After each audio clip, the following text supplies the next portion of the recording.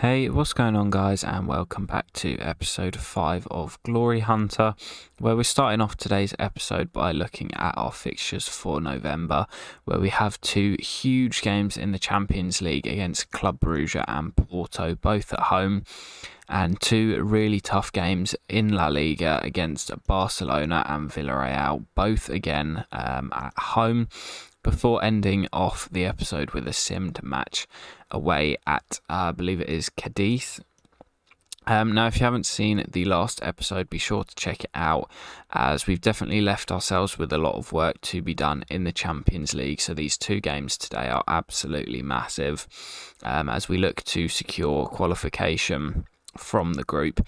As you can see here, we really are in a bit of trouble, and at the end of today's episode we'll have a much better understanding of our position after playing at those two crunch games.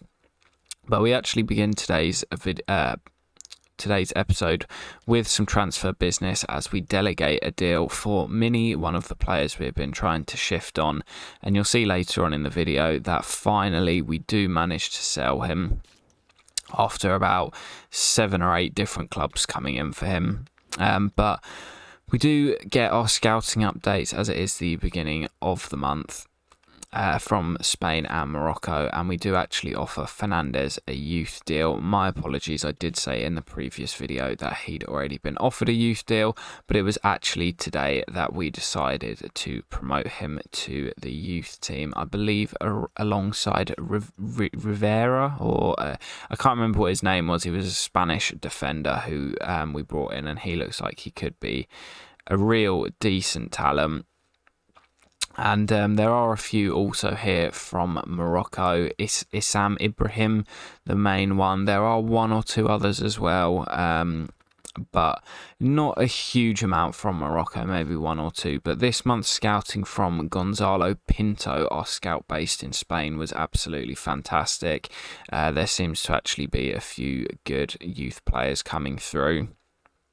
And yeah, here's the youth academy. There are a few players in here now. This is the Spanish defender, Arat Rivero. What a player he looks like he could become. Already 63 overall at just 18 years of age, with some pretty good solid physical attributes for such a young player. I think he is my favourite of the 4 that we've got in the youth setup right now. But the other 3 also look like they could be future stars. So couple of players to look out for moving throughout the series, as we will be moving clubs.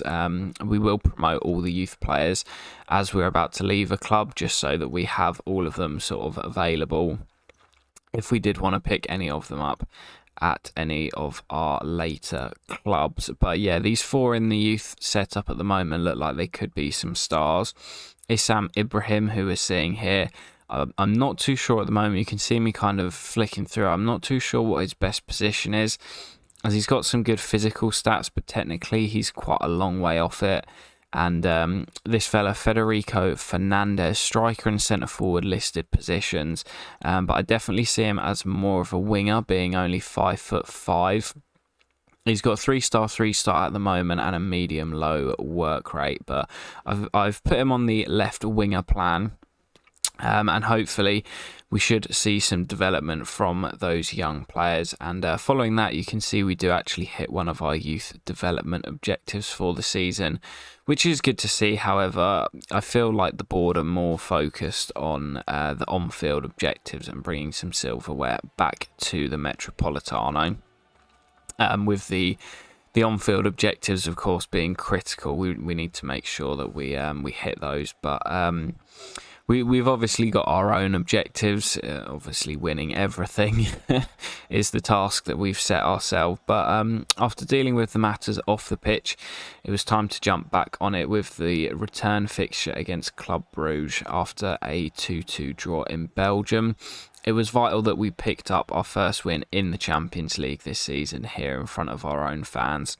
However, you will have seen our lineup. We did make a few changes after a slight run of poor form, with Matheus Cunha and Antoine Griezmann brought into the attack, and a few changes in the back line too, with Hermoso and Ronaldo coming in for Jimenez and Sergio Reguilon, the Spurs loanee.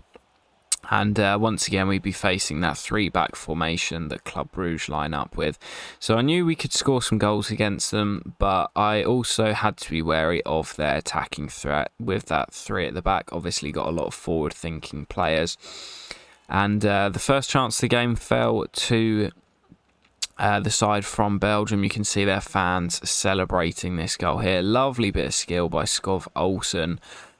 Pops it back to, I think it was Nielsen, who gave Club Brugge a shock lead in Madrid, and not what we were looking for. Obviously, we knew this was a massive game, but in the 25th minute here, as Hermoso, who struggled a bit on the goal against Skov Olsen, manages to get his foot in, plays the ball into Rodrigo de Paul, and he slides it through to Antoine Griezmann, who, just like in the previous game against Club Brugge, bags against Simon Mignolet. Another finish on his left foot, just inside the box, powers it past the veteran goalkeeper and brings the scoreline back to 1-1. But Club Brugge were causing me a lot of issues in this game. You can see here a brilliant ball through to Skov Olsen, who was causing us a lot of issues, but Jan Oblak comes out brilliantly, smothers the ball, and gets us back on the attack. But like I say, Club Brugge were causing us a lot of issues in this game, coming down the left-hand side this time. And as the ball was cleared, it falls to Van Aken, who was causing us a lot of issues. Nielsen picks it up, and I was just panicking at the back. I slide in at first. I thought it was a penalty to Club Brugge, but it does only result in a free kick at the edge of the box. But Hermoso, who, like I say, came in for today, hasn't played a huge amount this season, but he struggled a little bit against Skov Olsen down that right hand side for the first goal, gets caught out here as well, and as Hans Van Aken, the Club Brugge captain, lines this up on the edge of the box, and I mean, wow, what a free kick. Over the wall. You'll see it on the replay. The wall did an absolutely horrific job. I don't know if it was my timing of the jump, but they completely mistime it.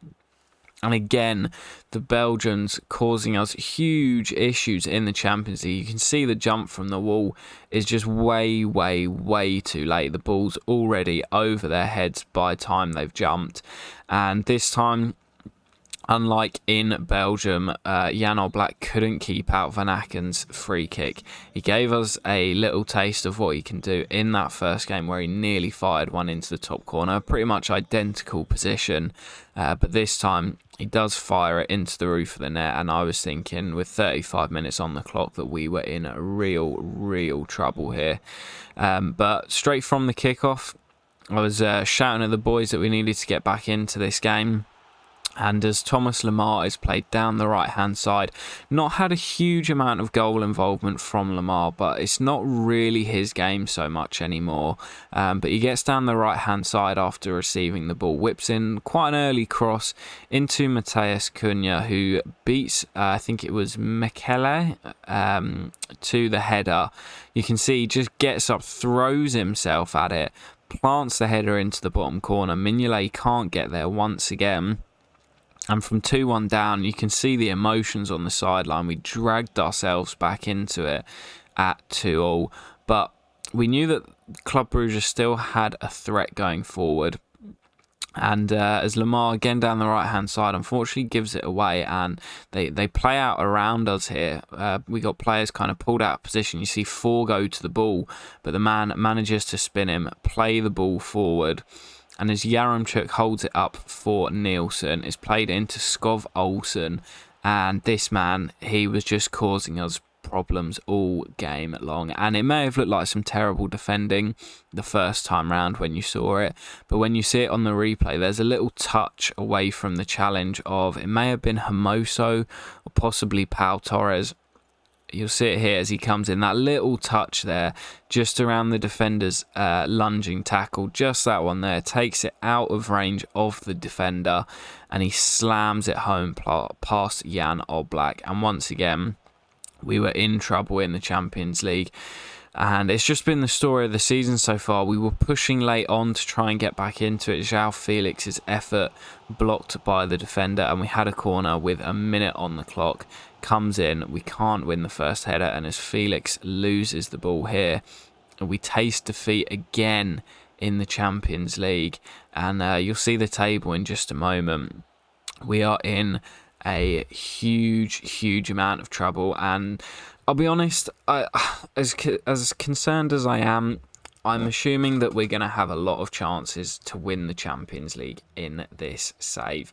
So the most important thing for me, and you will have seen it from a lot of my lineups in the Champions League this year, we have made changes, we have rotated, and yeah, the league is more important to me at the moment. But you can see with just 2 points on the board after 4 games, we knew that heading into our next game in the competition against Porto, which would come after another huge couple of games in the league against Barcelona and Villarreal, we knew that in that Porto game, it was out of our hands now.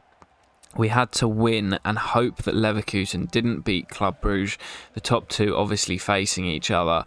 Either a Bruges win or a draw would have kept our hopes alive, but we knew that we just had to do our job and beat Porto in that 5th game of the group. But before that, we would be heading back into matters in La Liga. You can see our lineup is a little bit stronger.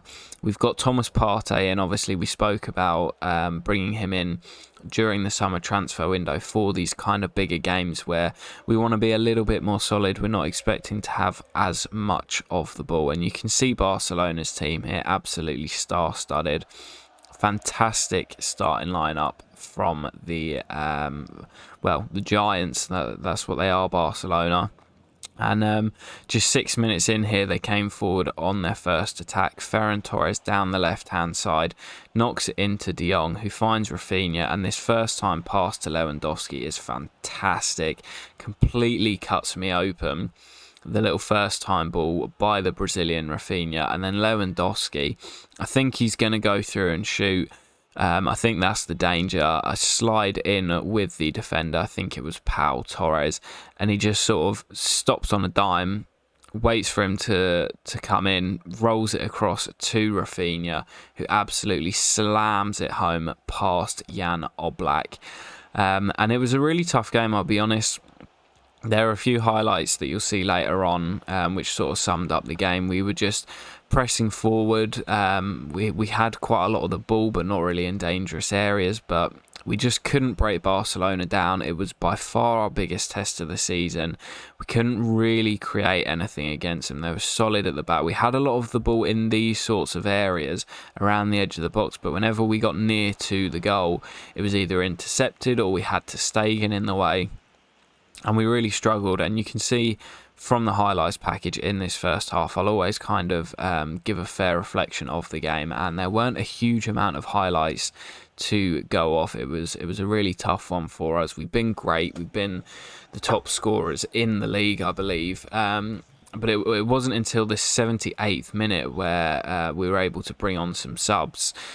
There was just no stoppages in the game. The ball was in play. It was end-to-end. We were trying to find a way back into it. And Barcelona had a great chance to double their lead there.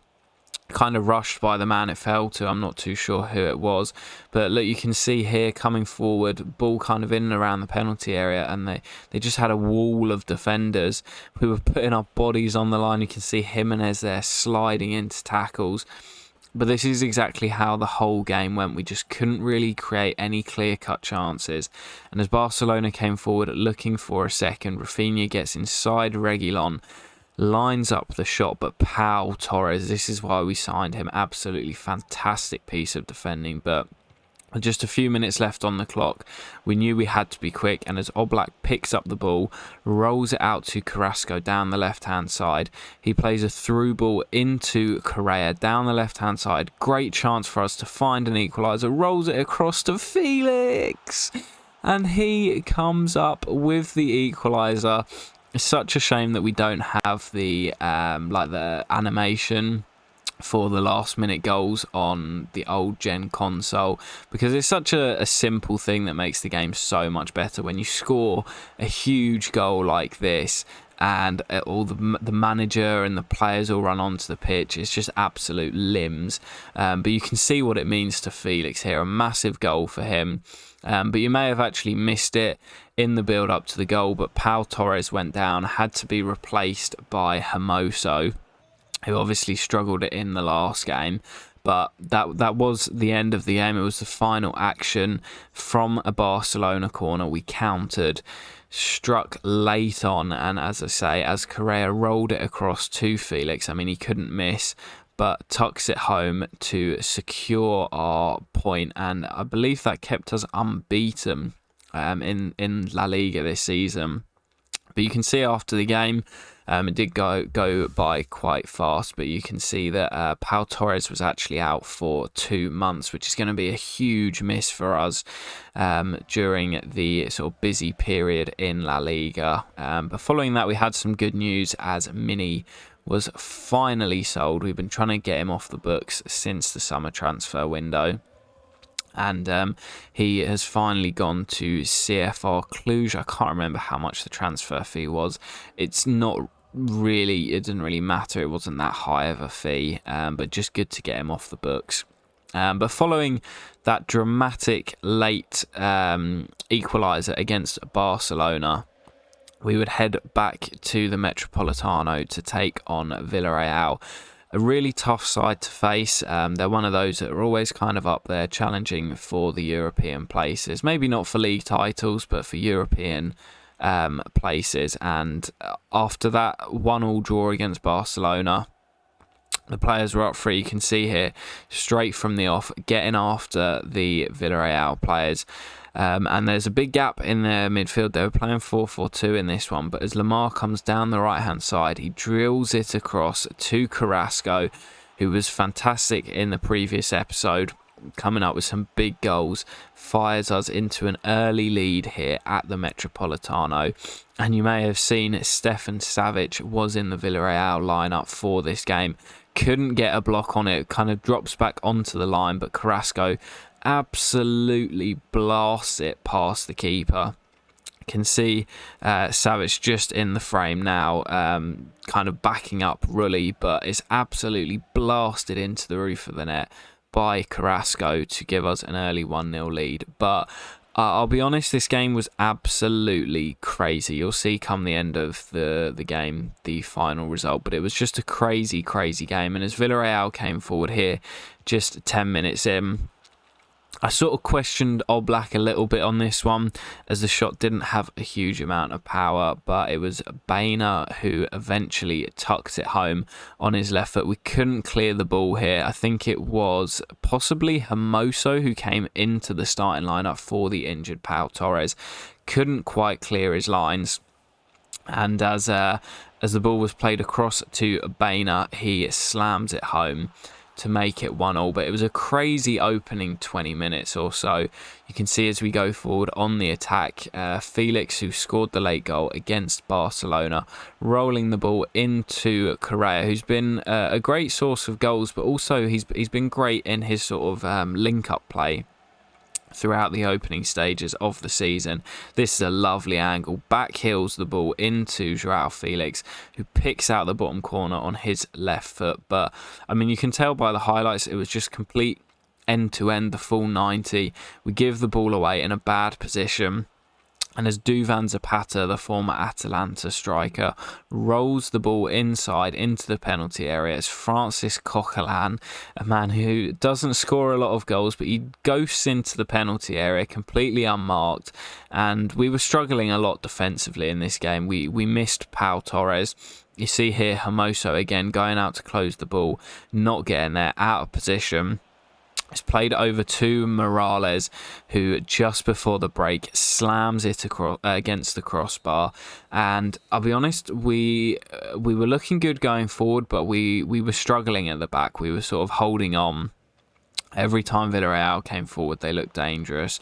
But it was the same going the other way. And as Koke intercepts the ball in the middle of the penalty, or in the middle of the centre circle, sorry, plays the ball into João Felix, and there's so much room for the Portuguese man to run into. Little fake shot just kind of opens up the space. Savic can't get close to him, and that is some finish by the Portuguese wonder kid. You can see it from this angle. Absolutely rockets it into the top corner and restores our lead for the third time in the game. We went ahead, but again it was Villarreal coming forward and causing us issues, and this time it was Duvan Zapata who was the creator for the second, this time it turned goal scorer, as Jeremy Pino plays the ball across into the centre of the goal. It's a great first save by Oblak to deny the Colombian striker, but as the ball falls back to him, you can see Reguilon sliding in, and I think it might be a bit of Reguilon and a bit of Zapata that ends up taking the ball through the legs of Jan Oblak, and it's 3 for Villarreal in an absolutely crazy topsy-turvy game, goals galore. But we weren't done there, as we came forward again, just keeping the ball around the edge of the penalty area, waiting for an opening, and it was that man again. He's been in fantastic form of late, scored the late equaliser against Barcelona, and in the very next game it rocks up with a hat-trick. Goalkeeper probably won't be very happy with this one, gets beaten from a tight angle, but as Felix smacks the ball across the goal, you can see just how good of a finish it was. But as we entered the last few minutes of the game, we were just sort of keeping the ball, looking for a late opportunity. We did have a few here.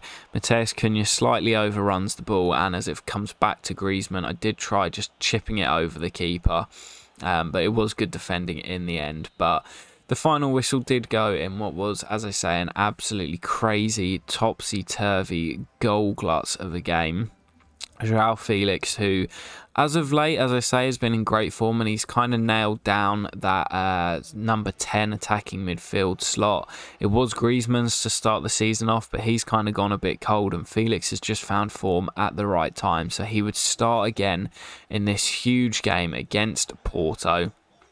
Obviously, still no Pau Torres, so Hermoso would be in on the left side of the defence, but an absolutely massive game. As you can see, the teams here taking their photos before the game as we roll through the team sheets. A massive game for us. We knew we had to win. That was all we could do on our end. We had to win and hope that Bayer Leverkusen failed to beat Club Brugge. I think it was actually in Belgium, so I was feeling confident that they would get a result and help us out, but obviously we had to do our job on the pitch, and we knew we had to start early. We had to get at them nice and early, and we did that. It was Thomas Lemar again down the right-hand side, who's been causing issues as of late. Not so much on the goal-scoring front, but he's been a great provider for us recently.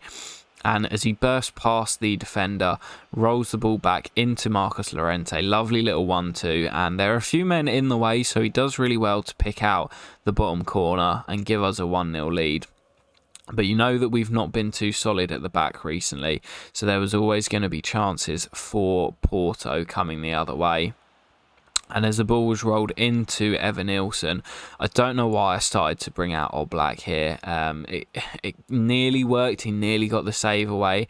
But it was Evan Nilsson who scored the 2 penalties in the drag-out in Porto, who got them back on level terms. And I was thinking, not again in the Champions League. We have really struggled as of late. But we knew we needed to get back in their faces, start pressing the ball, and get the home crowd up and willing us forward. And it was Jimenez who won the ball back just inside the Porto half, and from there we broke forward. Felix played it out wide to Carrasco, and this front four is really starting to get settled now. Felix rolls the ball into Carrasco, who drives to the byline, pulls it back to Correa, and I'm not sure why he did the apology celebration. As far as I'm aware, he has never played for Porto, but Sorry, excuse me. He was obviously apologetic for finding the back of the net, but just 5 minutes after the restart, well, he celebrated this one as he put us 3-1 up. A huge goal. The next goal in this one was massive. If Porto got it, well, who knows what would have happened. But as the defence splits, Correa goes through one-on-one and picks out the top corner. But you will see it here. Unfortunately, with just 10 minutes to go, it was 1-1 between Club Brugge and Bayer Leverkusen. But Patrick Schick came up with a goal late on with just 10 minutes to go. And we done our job here, and we did secure a fourth goal in the end. Ronaldo with his first goal of the season, just passing it in past the unrushing Diogo Costa. But as happy as we were to win pretty emphatically here at the Metropolitano, we knew that all eyes would be on the final result in Bruges.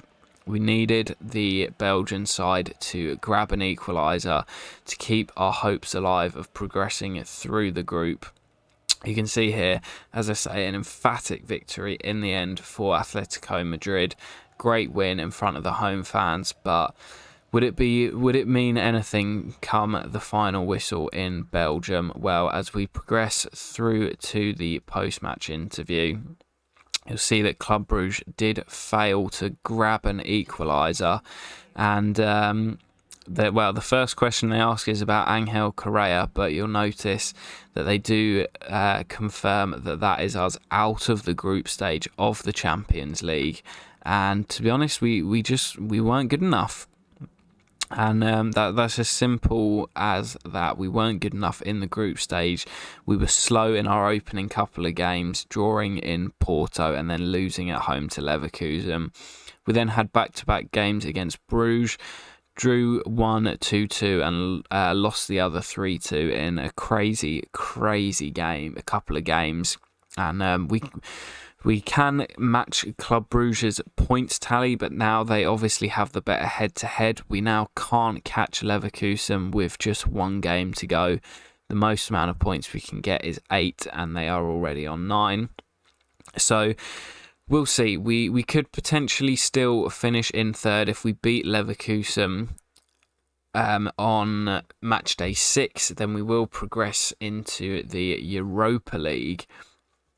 After finishing third in the group, obviously the third place teams drop into the Europa League, which actually may not be the worst thing for us, as it is one of the trophies that we have to win at some point throughout this save. So we have got a very good side here at Atletico Madrid. If we drop down into the Europa League and win it, then that'll be fantastic, because a lot of the sides that we will be managing will be Champions League sides. So if we can win the Europa League early, that ticks off the trophy and just means that we don't have to worry about it anymore. I don't want to have to, later on in the save, have to try and work our way into a Europa League club to force that trophy. But back to matters in the league, we do pick up a 3-0 victory against Cadiz in a much needed kind of bounce back. And as Real Madrid hadn't yet played, you can see that we do jump to top of the league. Real Madrid have now lost. I'm not too sure who that was against. And Barcelona also have a game in hand on us, but they can't quite catch up to us yet. That late goal from João Felix means that we do have a 5-point gap at the moment. Could be cut to 2 if they win their game in hand, but we're still unbeaten. 12 wins and 3 draws from 15 games. Best defensive record in the league, and we're also the top scorers. So everything going well for us on the domestic front, not so much in the Champions League, where it looks as if we will be crashing out into the Europa League. But guys, I hope you have enjoyed this video. It's been a bit of a goal fest, and I hope to catch you in the next one. Peace.